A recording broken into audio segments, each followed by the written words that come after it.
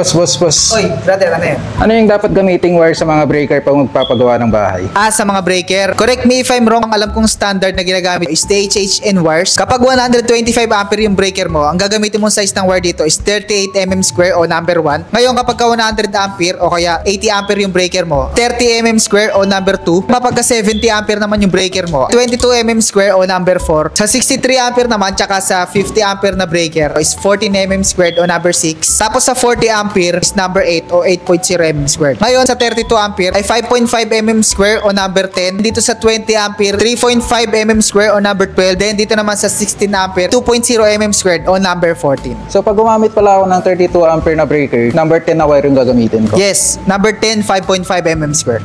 Sa brandang wire, ano yung magandang gamitin? Sa brandang wire, dalawa yung marirecommend ko sa'yo, brother. Kung meron kang budget, Phelps Dodge na yung gamitin mo. Kung gusto mo naman ng mas mura ng konti pero mataas yung quality, Philflex. Bakit yun yung nire-recommend mo, boss? Ito kasing dalawang brand na to. Ito talaga yung kadalasan nire-require ng mga construction company na gamitin para sa wiring ng mga malalaking building, mga commercial areas kaya ng hotel, mga mall. Kaya ito rin yung marirecommend nating magandang gamitin for residential areas. Maganda pala talaga yan. Yes, brother. Mga 30 to 40 years, wala kang magiging problema dyan. Ano, brother? Meron ka pang gustong itanong? Wala na, boss. Shoutout mo na lang yung mga nanonood sa vlog ko. Shut down.